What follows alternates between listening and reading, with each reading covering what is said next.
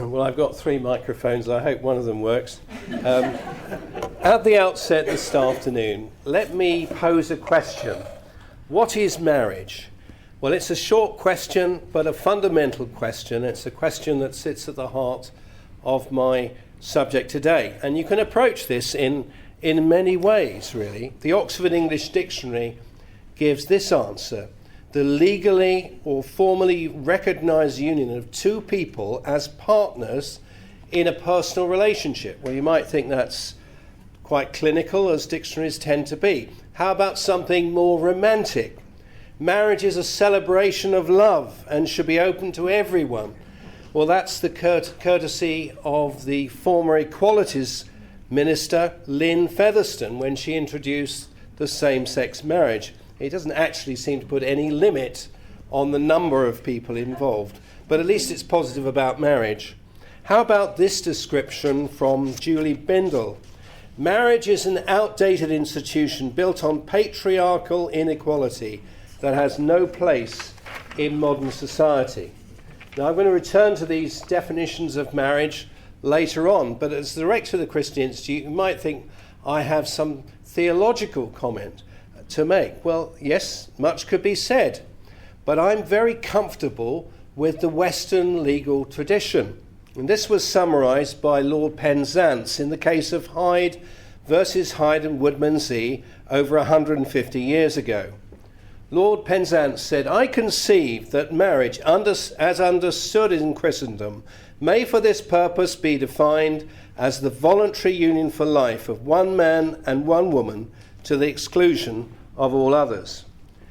Now, of course, Lord Penzance's definition wasn't inventing marriage here. He was describing it. His definition recognised what already was true and set out what the law had always assumed. Marriage is the voluntary union for life of one man and one woman to the exclusion of all others. Marriage predates the state and it predates the church. It doesn't belong to them and they can't redefine it. Now, Lord Penzance's definition breaks down into 4 key parts. First, marriage is voluntary. The free consent to marriage is a prerequisite of marriage. Forced marriage is not marriage. Marriage is a union for life. It's not for a temporary period or for a fixed term. Easy divorce laws have undermined this profoundly. Marriage is of one man and one woman. Unions between 2 men or 2 women are not marriage, no matter what David Cameron, Parliament, or even Lynn Featherstone say. The word marriage occurs 3,000 times in UK law. And you know, in every single case, the framers of these laws believed that marriage that they were talking about was between one man and one woman. But the Same-Sex Marriage Bill changed all this. It drove a coach and horses through 7 centuries of legislation. Changing the definition of marriage is absurd, as Parliament, we wish it would, pass a law saying that henceforth it shall not rain in summer. But marriage is in the order of nature itself. And the final limb, the 4th limb, again underscores the importance of monogamy. It means faithfulness to your spouse. It means sexual exclusivity. Easy divorce laws create the whole culture of serial monogamy, one marriage after another, and this hollows out the definition of marriage. So we've looked at what marriage is, but what is society's interest in marriage? And part of answering this question is to consider what are the benefits of marriage. Well, these are well established. Those who are married are normally happier and tend to live longer. They've had fewer heart attacks, a lower risk of depression, and better survival rates for cancer and major operations. Marriage is the best environment for raising children. 90% of parents who stay together until their children reach 15 are married. Children of married parents are more likely to have been to university, more likely to have married themselves, and less likely to have received government benefits. They have higher self-esteem and better mental health. The corresponding problems of divorce for the parties involved are also well established. Divorce and separation are associated with an increased risk of early mortality, Divorced men also have higher rates of substance abuse, depression, or lack of social support. Divorced people are at greater risk of death from coronary heart disease and stroke. Research shows that young people who experience family breakdown are more than twice as likely to become homeless and more than twice as likely to be in trouble with the police. Such children are more likely to develop emotional and behavioural problems. So it's already been referred to today. The cost of all of this is put at some £51 billion a year to the taxpayer. Now, a comment piece recently in the press described marriage as societal glue. And that's absolutely right. Marriage is not just about private relationships.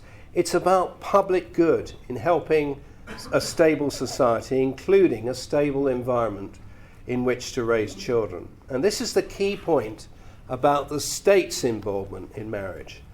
Governments aren't or shouldn't be interested in the highs and lows of people's emotional and romantic relationships. They're interested in stability for adults and children.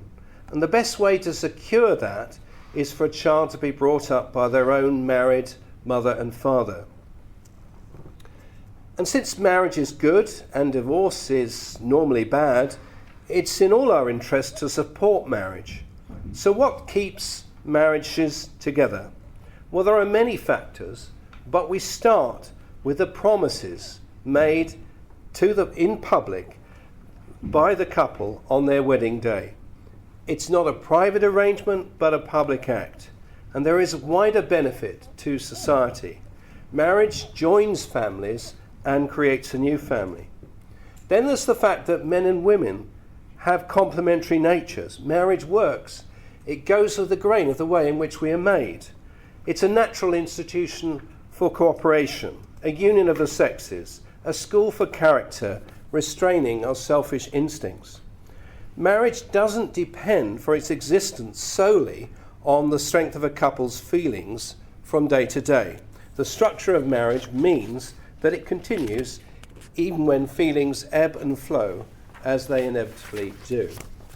The same relatives and friends who are invited to the wedding are actually the future support team for the married couple.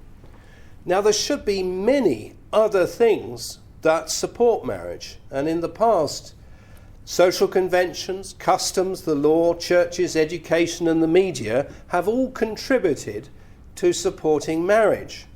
But now, many of these have become vehicles for attacking marriage. Marriage has always needed structural support through the law and public policy. And this was so even when marriage rates were at their highest and divorce was rare. These structural supports for marriage are no longer there. And to make divorce even easier than it is now will kick away the props that supports marriage. So where are we today? Think back to the three descriptions I started with. They were all socially liberal definitions. The online Oxford English Dictionary focuses on the legal recognition of a personal relationship between two people of any sex. That's where we are now. Marriage is a plastic institution. The other quotes demonstrate some of the key cultural currents that have led us to where we are today. The romantic view of marriage and the Marxist feminist view of marriage. And let's consider each in turn. Firstly, the romantic view of marriage. Marriage is dumbed down into being a celebration of love, as Lynn Featherstone said. The couple live happily ever after. There's a fairy tale ending, the stuff that Hollywood films are made of. And in fact, it was a Hollywood actor, Ronald Reagan, then governor of California, who first introduced no-fault divorce in the West. According to his adopted son, Reagan later regretted this. As we've said, the introduction of same-sex marriage, one man and one woman, the definition, has now gone in our law. And why shouldn't it go on the Hollywood definition? If marriage is all about the love between two adults, why do those adults have to be male and female? For decades, we have seen the erosion also of the for life aspect, and this continues apace. Again, why not?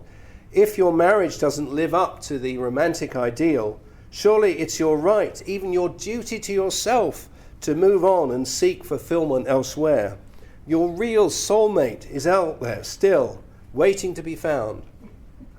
Well, this sort of idea, the expectation of living in a perpetual bubble of romantic bliss, just creates dissatisfaction because it always collides with reality. Now, there is still some understanding of marriage as to the exclusion of all others. Bigamy still remains a criminal offence. Most people think that adultery is wrong, but it isn't taken as seriously as it used to be. Take the Ashley Madison website, for example. That's a dating organisation for extramarital affairs. That would have been unthinkable a generation or two ago. We're eroding the definition of marriage bit by bit. The definition still has the voluntary union, and that remains. Consent has to be spoken during a wedding. The doors must be open. Advance notice must be given. And in many cases, there will be banns read. And all of these checks and balances are necessary and they're good. But we're seeing the consent argument being turned on its head. It is being deployed against lifelong marriage. It is said that holding someone to their vows is like forced marriage. So as soon as someone no longer wants to be married, then they should be allowed to leave it unilaterally, on demand. And that's what we see with the government's no-fault divorce plans. Public policy will be on the side of the party that wants a divorce, and there'll be no opportunity for a spouse to contest it. So where does this leave us? It leaves us with a prevailing definition of marriage, which quite simply is any two unrelated adults with a government marriage license. Perhaps we should be thankful for small mercies. At least it's only two. At least they're unrelated, though quite how long this will be is a debate for another day. But you can see the difference. If the state creates marriage rather than recognizes it, then marriage becomes the property of the state. It can redefine it at will, which is exactly what we've seen. For very many people, they view marriage as only a relationship, not an institution. And that relationship can be terminated by either party. And this leads to marriages becoming very brittle, performance-based and immature. The relationship has no protecting structure. This inevitably brings insecurity for the parties. The only thing holding the marriage together is the desire of both people at any given moment to be part of the marriage. You're constantly wondering if your efforts are enough to maintain romantic feelings, but romantic love or physical attraction simply can't bear the weight of marriage. As one author has said, such unions are often the most tyrannical of bonds because they depend entirely upon the partners keeping emotionally all the time up to scratch. When the romance wanes, or when the performance of a spouse falls below the optimum, and there are better opportunities elsewhere, why stick with the marriage? Why not trade up for a new model? There's no restraint on selfishness. If your feelings are disappointed, then you can file for divorce. And if marriage is merely a romantic relationship, then each spouse knows the other could up and leave without any cause or warning. And this is bound to affect what people put into a marriage. Why invest in the marriage if it could be almost so easily ended? It naturally reduces commitment, undermining the marriage at its very core. And this operates as a negative spiral. Reducing commitment in turn leads to more instability and so less commitment and so on. That kind of marriage, the romantic view of marriage, is not going to be societal glue. Let's turn to the other view, the Marxist feminist view of marriage. Now, Marxists and feminists have different views, but they agree on one thing: marriage is the patriarchal exploitation of women. The communists were unremittingly hostile towards marriage and the family. Nikolai Bukharin, editor of the communist newspaper, wrote in 1921, "In a communist society, when private property and oppression of women finally come to an end, so too will prostitution and family." Early communist Russia aggressively promoted cohabitation and equated it with marriage. The 1918 Family Code severed the concept of marriage from that of the family. Marriage was no longer to be a lifelong commitment. So in came no-fault divorce. Alexander Gugbarg, a key author of the 1918 Code, boasted, "Marriage in Soviet legislation has ceased to be a prison, a union lifelong in principle, concluded for a lifetime, indissoluble." But Lenin was appalled at the consequences of his regime's policies. One catchphrase at the time was that sex should be treated like drinking a glass of water, nothing more than that. And Lenin said this was bad for the revolution, calling it completely un-Marxist and, moreover, antisocial. After Lenin's death, the attack on marriage continued. The 1926 Family Code gave further rights to cohabitees and speeded up divorce to as little as 3 days. Between 1926 and 1927, an already high divorce rate rose by nearly 70%, and there was universal sex education in Soviet schools.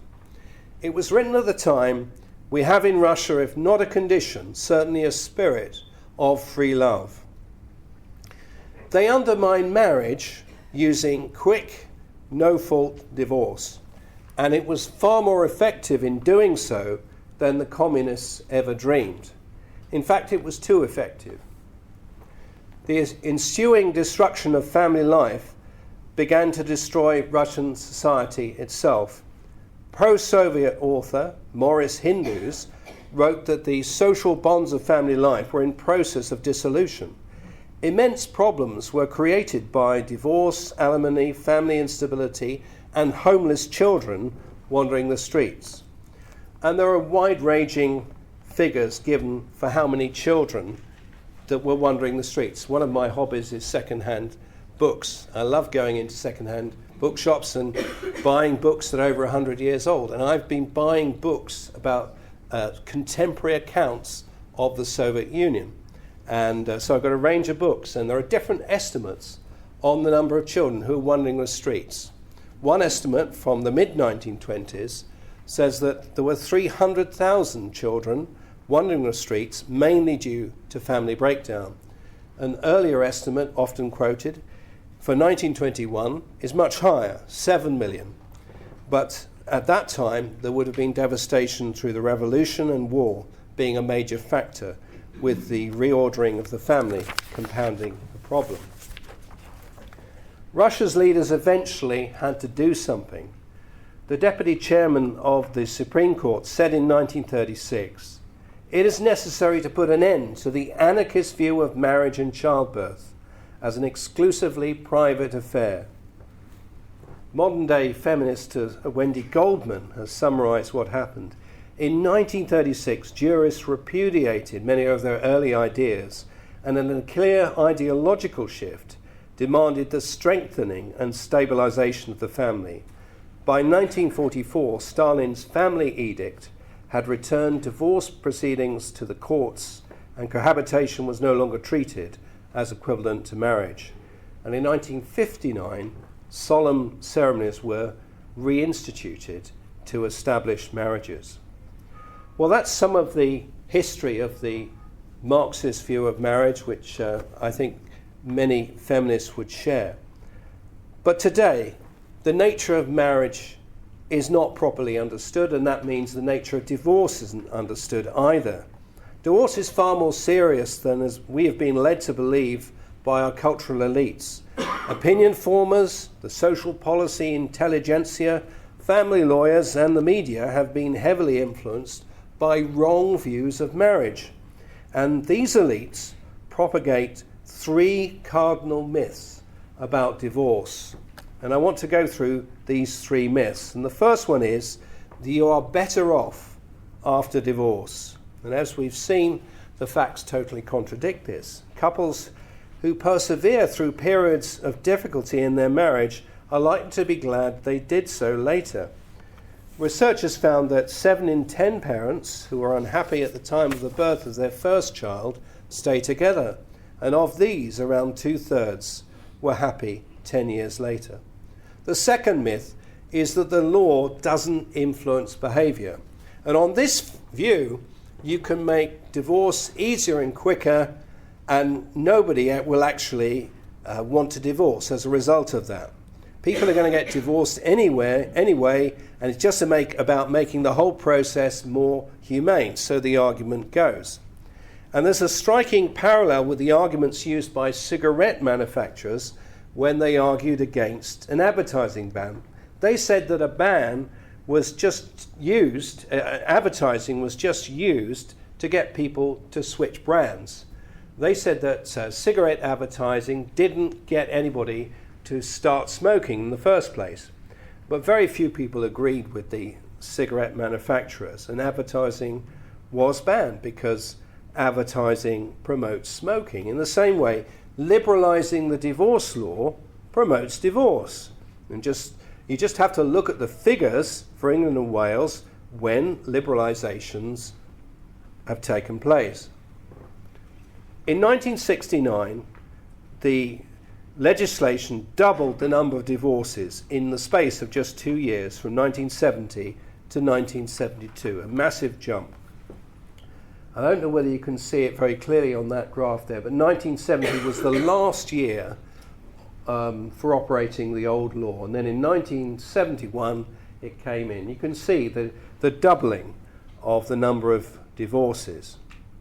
Administrative changes intended for exceptional cases then made a bad situation worse.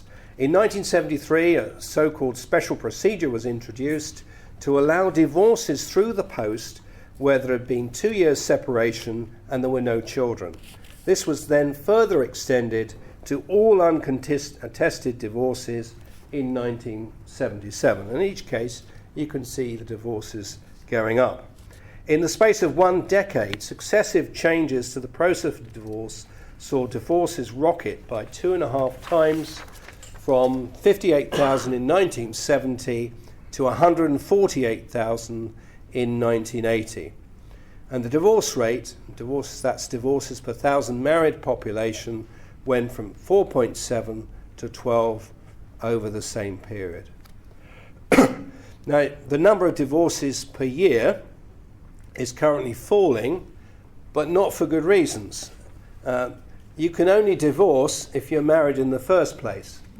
So if the pool of people who are married is getting smaller and smaller, that will inevitably reduce the number of divorces. And you see in the next graph how the two rates track one another.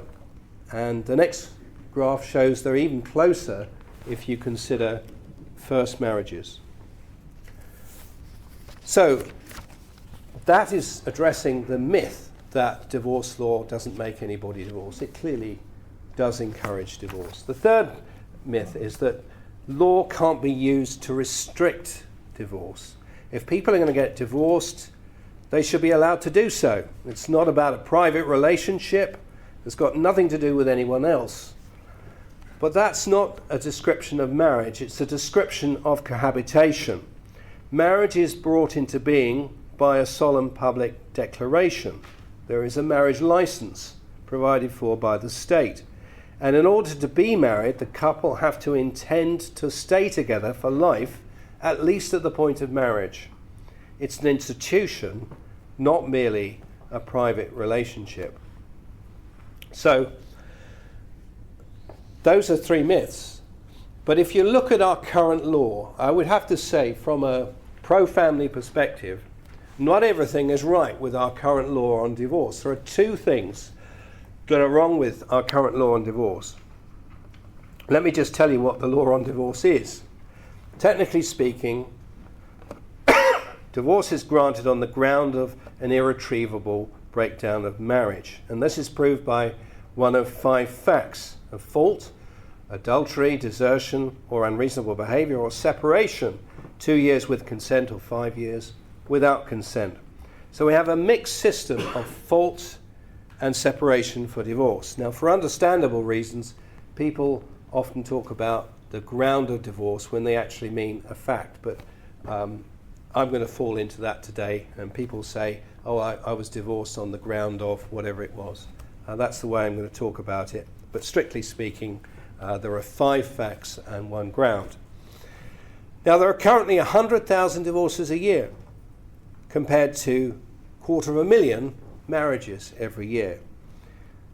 In 2017, there were 8.4 divorces per 1,000 married men and women, and around 40% of marriages end in divorce, though there is evidence that is falling. So what's wrong with the system that we have? Well, the first thing wrong is there's no attempt at reconciliation. The closest you get to it, which isn't really very close, is the 1973 Matrimonial Clauses Act, containing a wording saying that family lawyers processing a divorce should state whether or not they've discussed the possibility of reconciliation with the divorce petitioner. Now, if they don't discuss it, nothing will happen. So it really is a pointless provision. It's a provision that has no teeth at all. And the problem is really that people who are involved, and particularly those who back no-fault divorce, generally believed that by the time one party wants a divorce, it's too late for reconciliation. There's a fatality about it, really. But the evidence shows that that isn't right. The last time the government in this country tried to introduce no-fault divorce was in the mid-1990s. Lord Mackay of Clashfern introduced it when he was the Lord Chancellor. And I would agree with Lord Mackay about most things, but not with this. As an alternative to using lawyers, he proposed that there should be a system of mediation.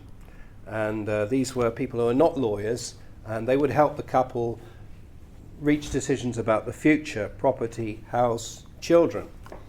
And those of us who are campaigning against the legislation from a family perspective inserted a third option, which was marriage counselling. So in the pilot schemes for the legislation, divorcing couples set before them 3 different options: a lawyer, mediation, or marriage counselling. And in fact, the take-up of marriage counselling was twice as popular as mediation.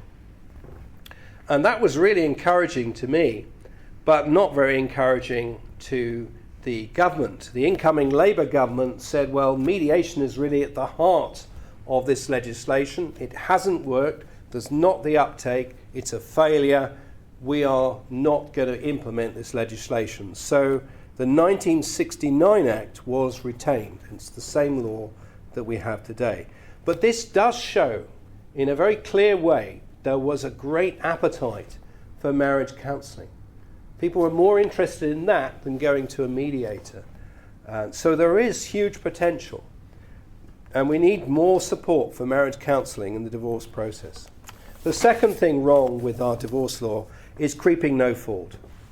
The way that the law is applied in practice is a very trivial way. Currently, around 40% of divorces on the grounds of separation. Adultery is 10%, and the rest is unreasonable behaviour, with desertion making up 0.5%. In 2017, 45% of all divorces were on the grounds of unreasonable behaviour.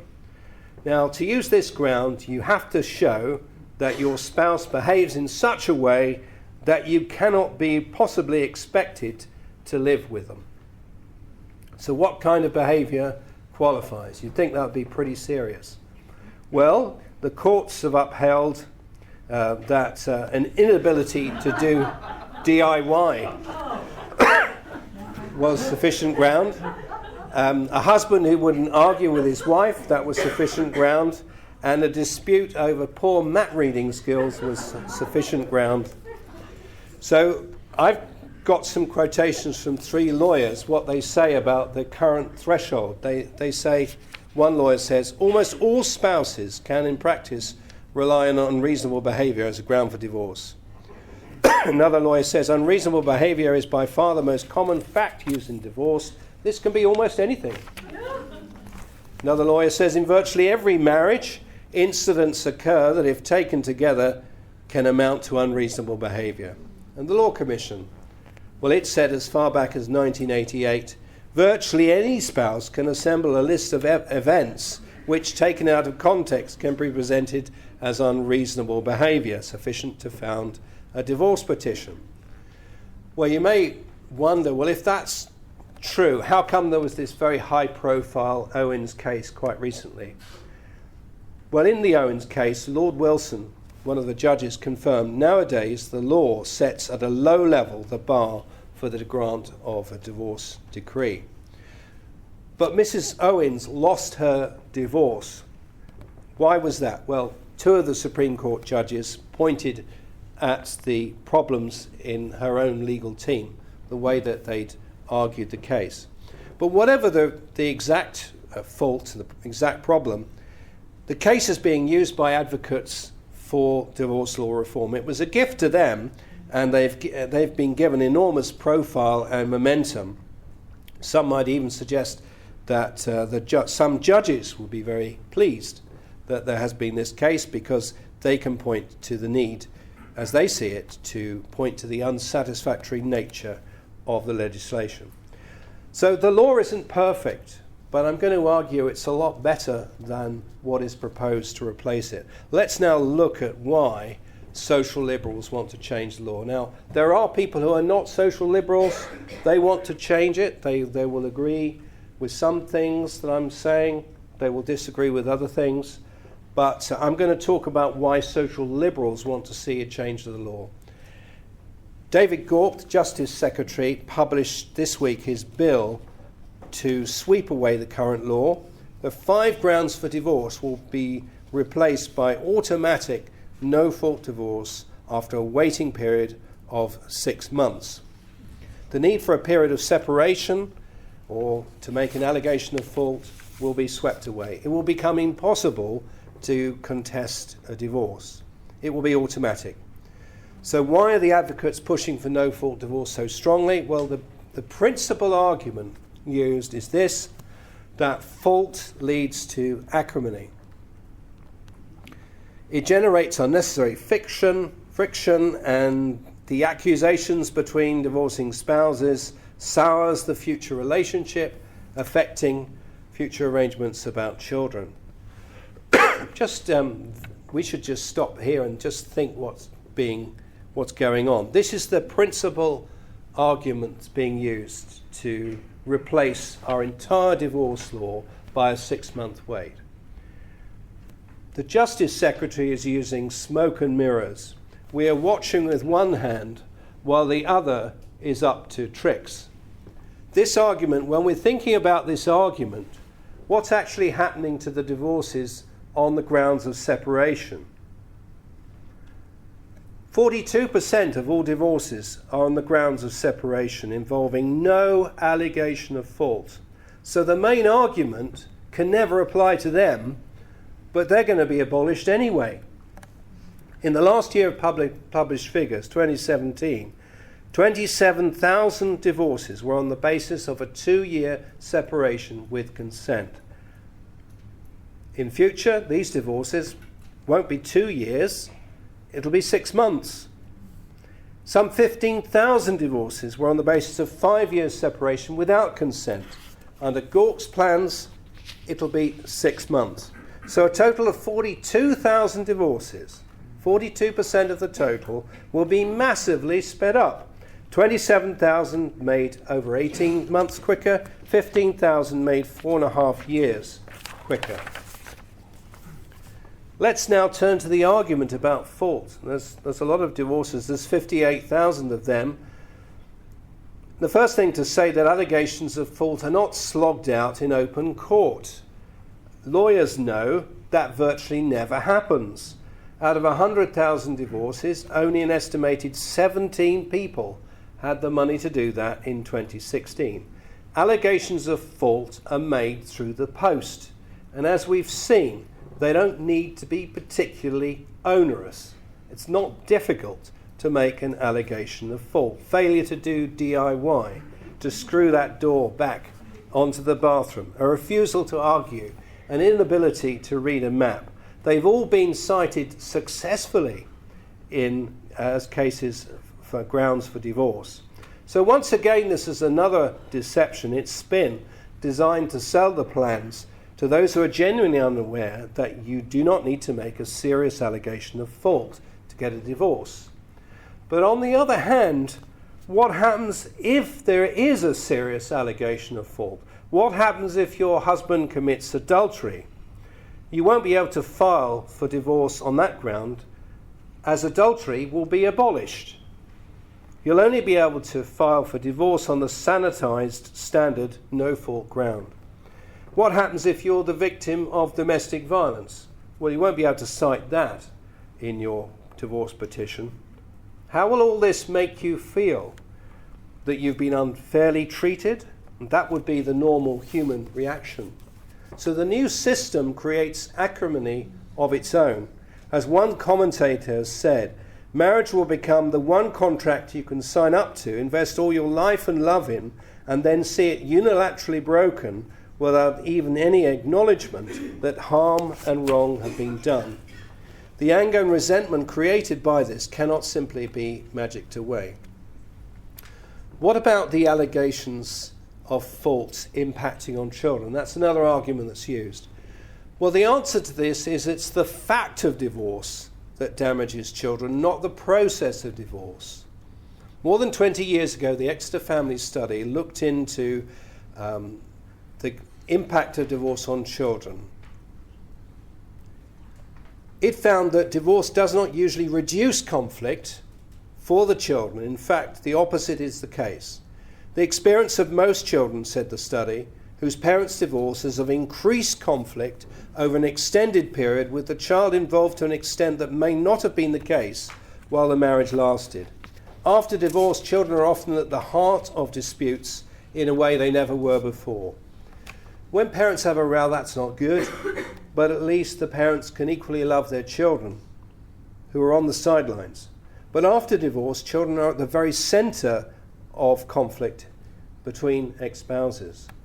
And the study also compared the effects of family disruption on children compared to children in marriages where there were high levels of conflict, where plates were flying around. That was one example.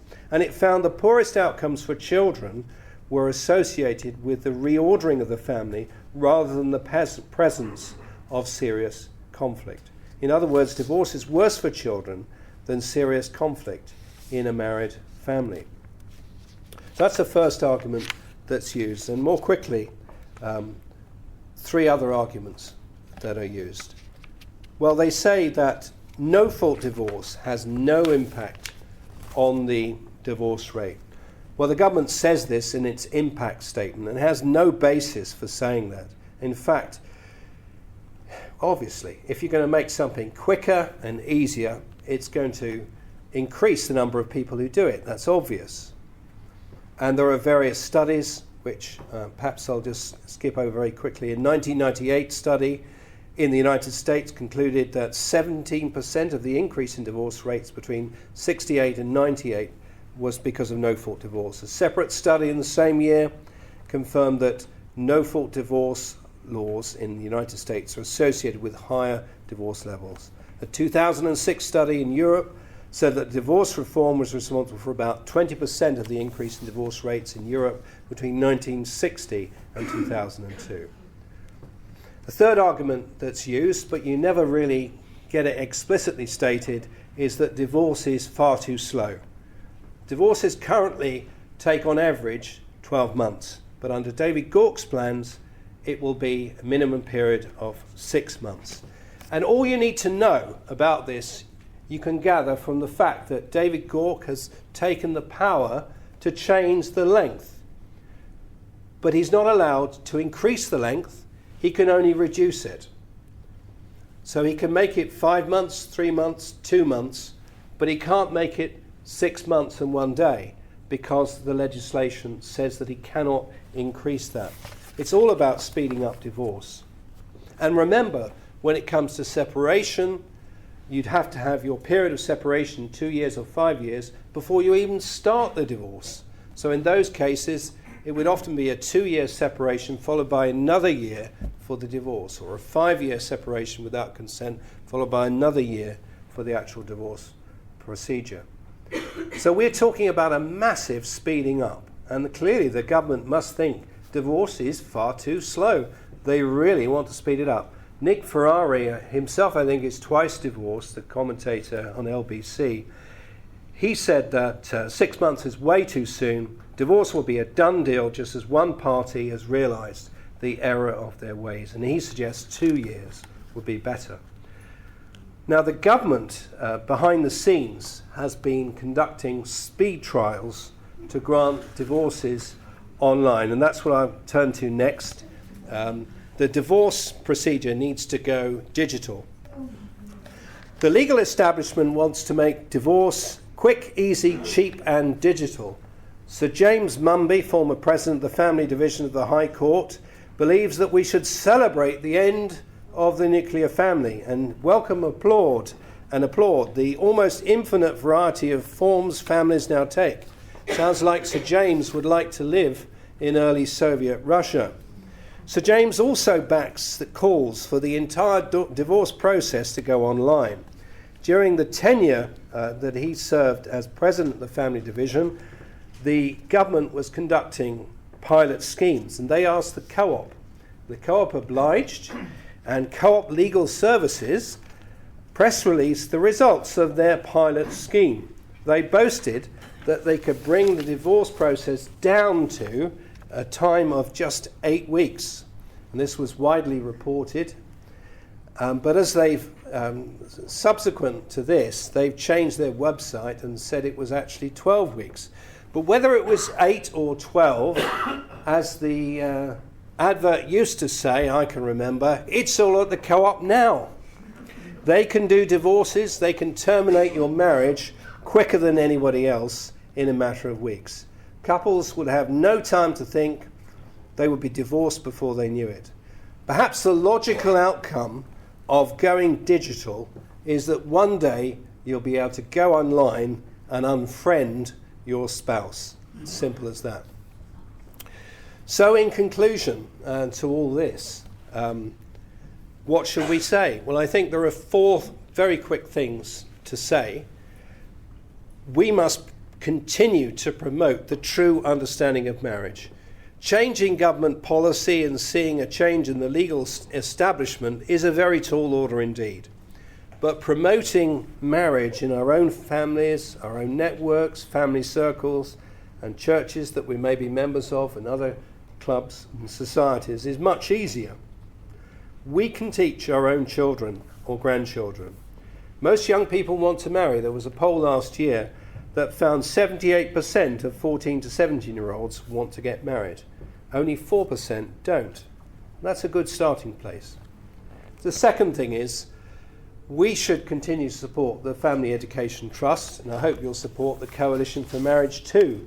And do sign up, use that little form that Tony Rosinski mentioned earlier this morning, so we can be part of a bigger group of people that want to campaign on some of these political questions. And that is the third thing I would propose, is that we fight the government's no-fault divorce reforms. And that won't be easy. I was involved in running a campaign along with lots of others back in 1996. And we lost then, or at least we thought we had, until the pilot schemes came. And some years later, it all unraveled and it was never implemented. So we won in the end. But I can tell you it'll be much harder this time. Divorce is at epidemic levels, but formalizing no-fault divorce will make things far worse. And there are a couple of reasons for that. One thing is that people take divorce far more seriously than our legal establishment. They don't want to sign legal statements for divorce that are untrue. Some people don't mind, but Most people won't. And a lot of people don't know how easy divorce is. So all these factors restrain the divorce rate. The government's reforms take those restraints away. Formal no-fault divorce will be far worse than creeping no-fault divorce that we currently have. And finally, we must fight to help couples whose marriages are in difficulty. And we all know people, I suppose every marriage does go through rocky periods at times. And I think the old way of thinking was right, that we all support marriage, that the whole relatives and family, friends all support marriage. We are the supporters of marriage when we turn up to a wedding. And we need to help couples whose marriages are in difficulty. And we need also to campaign for proper marriage counselling and reconciliation opportunities within divorce, because I think there's a real potential there for saving marriages. And we should seek to change the law on the government's proposals on the dead letter idea that solicitors just say whether or not they've had a chat. It needs to be much, much more than that. And we need to campaign against the government's proposal that you can get divorced in just 6 months. We need a much longer period for people to think. So a big battle ahead, I think, but I think you're used to fighting those battles. Thank you.